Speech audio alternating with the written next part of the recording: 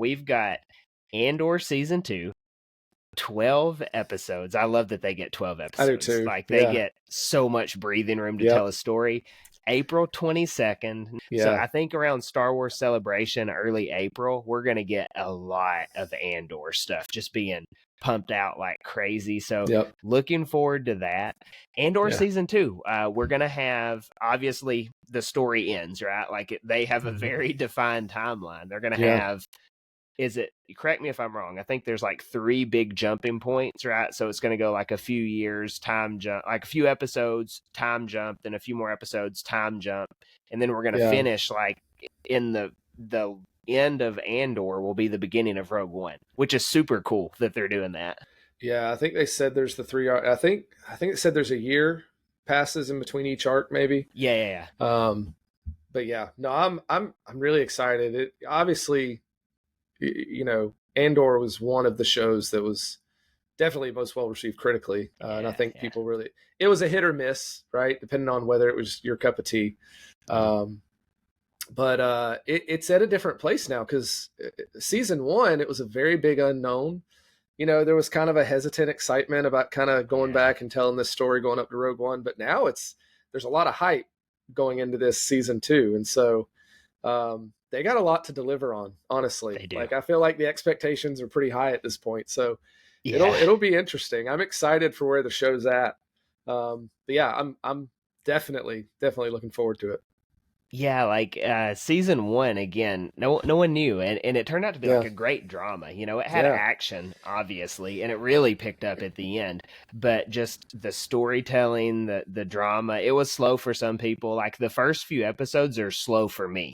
And then you get to where they, I forget what the episode's called. I think it's episode 4, where they steal like the ship with the money, and then it's, you know, the sky and everything. It's the Eye of the World, I think is what it's called. Yeah. So that was such a good episode. I thought that would be my favorite episode until the breakout, the No Way Out or One Way Out or whatever it was called. That one was good. I'm not a like crazy Andor buff, so when I say things wrong, just understand I'm like my attention span is Mandalorian level. Kevin's is Andor level. But once it got like 4 or 5 episodes in, I was into it. Right? It's really good. So this one though, I'm thinking there's got to be a lot more action in this season. And I think they've kind of talked about it a little bit. Like there's a little bit more going on here. Obviously more rebellion heavy, getting to where he's actually full-fledged in it. So yeah, I'm really excited. I think, yes, the expectations are high, but also when they were making this show, they knew exactly what they wanted to do. They needed 2 seasons, 24 episodes total. Like they had a story to tell. And so I'm pretty sure it's going to turn out pretty good.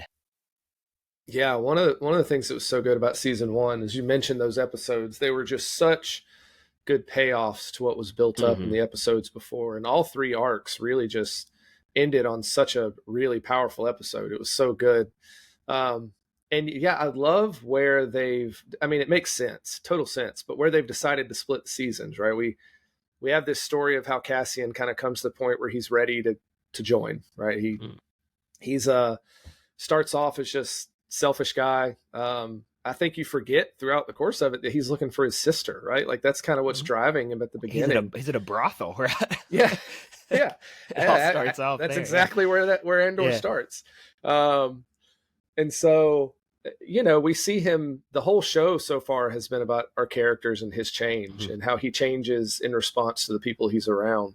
But there's 2 very big things, right? One, he's got to get in the rebellion. And now he's got to become that person we see in Rogue One, the one who's so weighed down by the things he's done and the burden of the things he's done. And so that's a really intriguing character arc I think we have coming in season 2. And I love, I feel like it ends perfectly. You know, that big speech Luthen has towards the end of the show. I feel like it's leading into, well, this is what Cassian's about to become, you know, where he has to really give up everything in order to be the person he needs to be.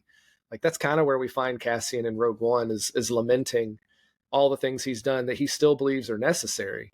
So I love that's really where I feel like season 2 is going to be, is exploring how he lets go of his humanity in some ways, right? And has to become someone who does some pretty terrible things.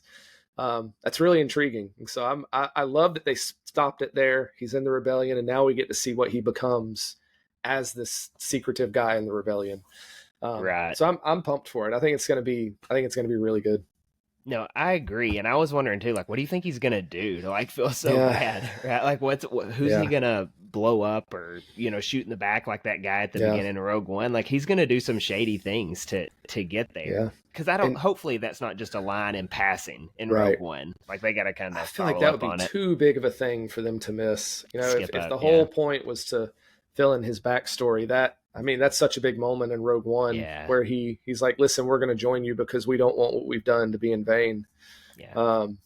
I can't see them glossing over that. We're going to get a lot of Rogue One characters in this too, right? Like, I think that'll be fun. The rebellion side of things, right? It looks like we're getting K2, which will be fun. Yep. That's confirmed, But it'll be interesting because, Cassian's he's got some issues, man. Like, he's still got this weird relationship with Bex, and there's the Luthen dynamic.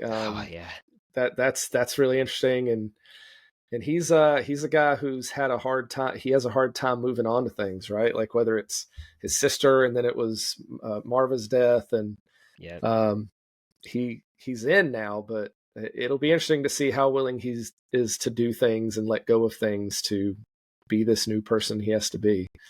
So I think I'm looking forward to it. I loved season 1. I definitely get it if people didn't. It's a much slow. Not every genre is not everybody's preference, but I loved it, and I'm excited for season 2. I think this season's going to be a little bit different than 1, though. Just as far as like the stakes are raised, there's a lot to really get to. You think Luthen's going to bite the dust, right?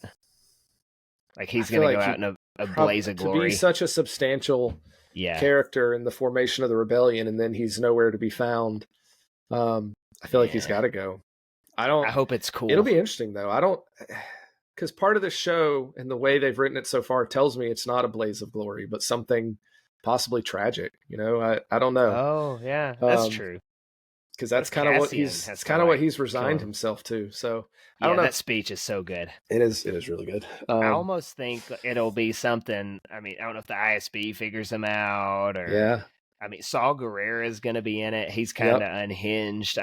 Is he going to do something crazy, right? Because maybe all of them don't see eye to eye. Mm-hmm. Or are they finally going to give us Skeleton Crew did so good and not going into the cameos.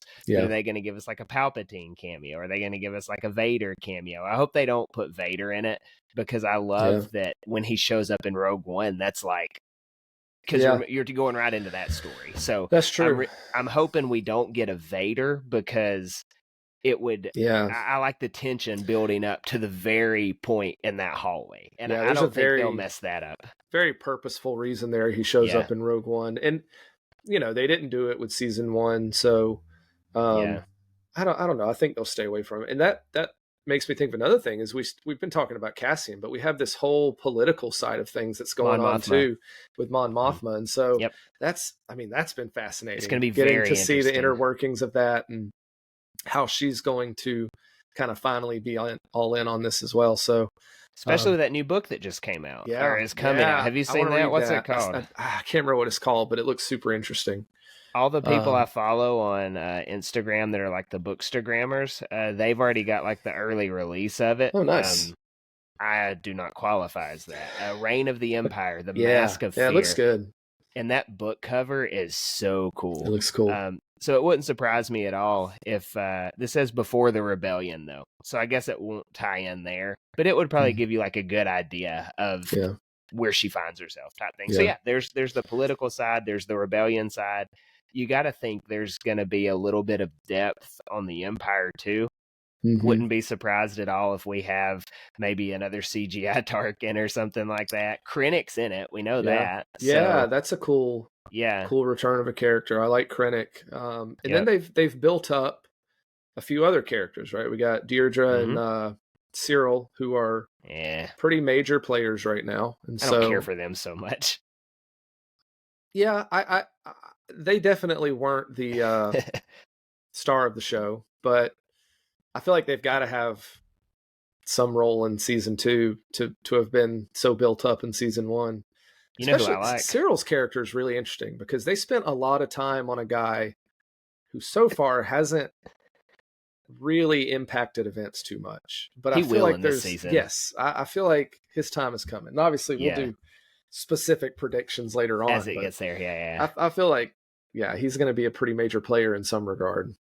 You know who I like in Andor season 1 that I'm near positive we will not have in season 2? Who's that? Who's that burly guy with Cyril? You know, in the little police guard or whatever. You know, at the beginning. Oh yeah. I can't remember his name. Great speech, sir. Really moved them in. Yeah, like he's him. Not. Yeah, he was funny. But I forgot about him.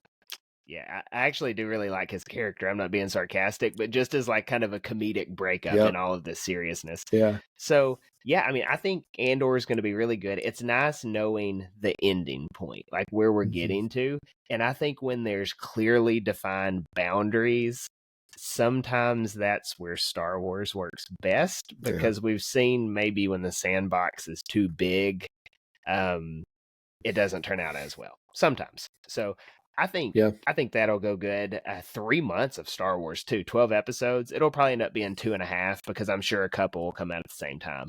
But, man, you and I were talking how there's not really anything else big coming this year, but that's probably a big part of it. Is that's going to be a pretty extensive time spent on Andor. So I hope they do the Tuesday night releases too. That is convenient. Because if they do the midnight, like, and it's Wednesday, I work 7:30 to like 9 p.m. on Wednesday, so I don't watch them on Wednesdays. No, and then like 7:30 a.m. to 9 p.m., not just like an hour and a half. I have a real job, but like I don't watch Wednesday, so then it's Thursday, and it's like, okay, well, now the whole world's already seen it, and I'm way behind. You're behind, I know. Yeah. So hoping. They've been doing it with Tuesdays. The big shows lately, so they will with this one. I think animated they'll stick to the others, but